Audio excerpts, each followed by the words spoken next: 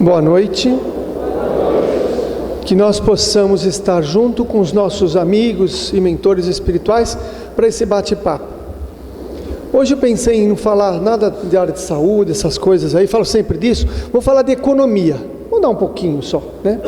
Como se médico entendesse um pouco de economia, mas assim, economia doméstica pelo menos. Todo mundo aqui já passou por uma situação em que o mês foi maior que o salário. Sabe aquela coisa? Parece que o mês não termina, o salário termina antes do mês. Todo mundo já passou por essa experiência. Então, quando acontece isso aí, muitas vezes a gente tem que lançar mão, né, de alguns outros recursos. Então, vamos imaginar a seguinte situação. Você tem lá, a gente tem lá nossa entrada, nosso salário, nosso gasto, e aí tem uma intercorrência qualquer. Queima a máquina de lavar, o carro bate, um problema qualquer, uma doença, a sogra vem visitar, essas tragédias que acontecem na vida da gente, e que de repente você precisa lançar a mão de um recurso. Aí você vai no dinheiro espiritual. Eu tenho percebido hoje em dia que existe um dinheiro espiritual. Você vai na tua conta e você vê lá quanto você tem, e um tal de um dinheiro que o banco põe, que é o dinheiro espiritual. Tem gente que acha que é o seu dinheiro, mas é o tal do cheque especial. Você olha e fala: olha o meu dinheiro, quanto eu tenho. Não, é mais espiritual, porque não é teu aquele dinheiro. Aí você usa aquele dinheiro que não é teu, que é do banco. E claro que no Brasil a gente tem uma coisa bem tranquila nessa questão, né, que chama juros, que nós somos os campeões. A gente é campeão em alguma coisa, tá vendo? Então a gente vai pagando juros. Se você está numa situação dessa por uma intercorrência, o que você tem que fazer? Você tem que, né, o pessoal fala para apertar o cinto, tem que falar: não, agora eu não posso gastar. Então a pessoa convida: vamos comer fora? Não, agora eu não posso, esse mês eu não posso, porque eu estou pagando aí a dívida do banco. Vamos fazer uma viagem? Não, não dá agora.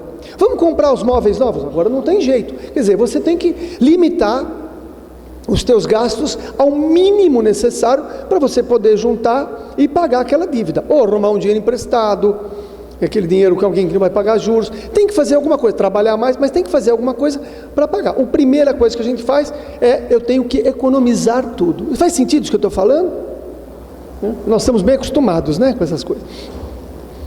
O nosso organismo também tem um sistema de contabilidade, um sistema de economia da energia. Esse sistema de energia que a gente ganha e gasta, ganha e gasta. E quando a gente entra no cheque especial do nosso organismo em termos de energia, a gente vai ter os juros, que são os sintomas. Como é uma coisa ainda que não dá para diagnosticar um aparelho, não dá para fazer um exame, você fala o exame, existem até aparelhos alemães aí que já medem um pouco a nossa energia do corpo, mas muitas vezes nós temos os sintomas. Então eu vou falar hoje um conceito que eu trago, que eu venho estudando, sobre depressão. E é uma coisa muito rara, eu acho que ninguém aqui conhece, porque espírita não tem esse problema, né? Mas às vezes você tem um vizinho, né, alguém que possa ter isso, você fica com essa ideia. Qual é o meu conceito sobre depressão? Depressão é falta de energia. Então, quando a gente tem uma queda de energia, os nossos sintomas são sintomas de depressão. Porque a pessoa, quando está deprimida, o que ela sente? Ela não tem ânimo, ela não tem vontade, ela não tem força, ela quer ficar deitada o tempo todo. Você convida: vamos dar uma volta no parque. Pelo amor de Deus, o depressivo não vai dar uma volta no parque. Vamos fazer uma coisa diferente? Não dá. Vamos viajar? Não dá. O sistema interno de contabilidade faz com que a pessoa economize o máximo possível, para não gastar nada. Por quê? Porque ela tem que sobreviver, tem que ficar no mínimo do mínimo. Os juros são os sintomas: as dores de cabeça, a tristeza, o choro. Alguém já teve aqui um dia que ficou tão cansado, tão cansado, tão cansado, que você tinha vontade de chorar de cansaço? Todo mundo já teve isso aí? O depressivo está tão cansado que ele chora o tempo todo, porque ele está tão cansado. Então, se a gente enfocar a questão da depressão como falta de energia, vai ficar mais fácil a gente entender como a gente pode tratar e até prevenir esse processo tão comum hoje em dia. E por que tão comum hoje em dia? Porque eu entendo que hoje essa questão de ganhar energia está mais complicada. Como é que a gente ganha energia? Como é que a gente gasta energia? Então nós vamos dividir ganhar e gastar energia em 4 níveis, em 4 fases: física, emocional, mental e espiritual. Vamos começar pelo mais básico primeiro, para a gente entender fisicamente como é que a gente ganha energia, como é que a gente gasta energia. A gente ganha energia pela alimentação, pelo repouso e pelo exercício moderado. Vamos falar um pouco da alimentação. Existem alimentos que fazem com que nós percamos energia. A gente come e tem mais perda de energia do que ganho de energia. Os alimentos dão tanto trabalho para o nosso organismo, que o organismo acaba gastando mais energia para poder digerir, para poder fazer todo o trabalho, então fica pouca energia. Muitas vezes é um trabalho que a gente tem, que a gente gasta tanto para chegar no trabalho, quando a gente faz as contas não compensa. Então, alimentos que nos tiram energia e alimentos que nos dão energia. Existem pessoas que estão com quadro depressivo porque estão subnutridos, estão gastando mais energia para digerir os alimentos, para trabalhar esses alimentos, para metabolizar, que não estão se alimentando, não estão se nutrindo.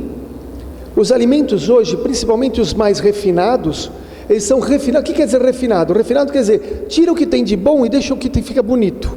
Isso quer dizer refinado, porque tem as vitaminas principais, os minerais principais.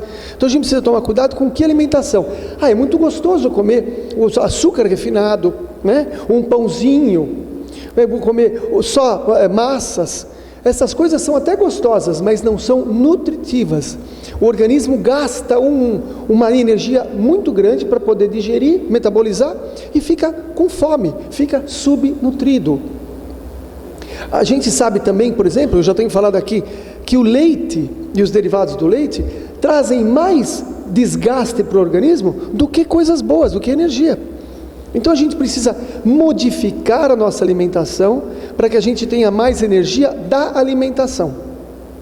Alimentos refinados, evitar. O que ganhamos energia? Nós ganhamos energia com frutas, com legumes, com grãos, com principalmente alimentos integrais, arroz integral, essa coisa para a gente poder nutrir melhor. Muita água, para poder o quê? O corpo, então, isso não dá tanto trabalho, ganha energia, e então tem gente que sai de depressão só mudando a alimentação. Uma vez uma paciente veio para mim, estava tratando depressão, eu falei, e como é que você se alimenta? De manhã não tenho fome, né? Então eu tomo só um cafezinho preto assim correndo, põe um pouquinho de açúcar ali e pronto. E depois? Depois eu passo amanhã, eu não como nada, porque vai chegar o almoço, né? E no almoço? No almoço eu estou de regime, eu estou comendo 2 folhas de alface com uma azeitona no meio, sabe? Assim, uma coisa. E depois? Não, depois à tarde, sabe?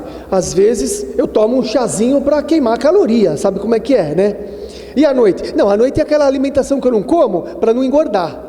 Eu falo, mas você não está depressiva, você está subnutrida mesmo. Ela começou a comer melhor, parou de ter depressão, que tomava remédio há quanto tempo? Então a gente precisa tomar cuidado, porque a gente esquece de aprender alimentação, que os nossos avós sabiam mais que os médicos como se fazer uma boa nutrição. Além da alimentação, que ajuda na depressão, porque estamos falando de uma falta de energia física, a gente precisa falar muito também do sono. O sono é fundamental para o ser humano. Tanto que, quando a gente dorme, a gente repõe as energias e os hormônios necessários. O principal hormônio do sono melatonina. Já falei aqui, melatonina é um bom nome para pôr em sobrinha, né? Melatonina, vamos jantar, deve ser um nome. Aí fica Nina, né? Essa coisa. A melatonina, ela é tão importante que ela é produzida pela glândula pineal. E o que significa a glândula pineal para a gente? A importância que tem é a nossa glândula que se liga na espiritualidade. Olha então a dica aí. A glândula que faz a ligação com a espiritualidade, segundo André Luiz, porque a medicina não sabia disso, a medicina achava que a glândula pineal só tinha uma função antes da puberdade, e na puberdade, quando começavam os hormônios sexuais, ela parava de funcionar. Aí André Luiz vem explicando que não é assim, não. Aí é que ela começa a se transformar na glândula de ligação com a espiritualidade. E ela que fabrica a melatonina. Olha a importância do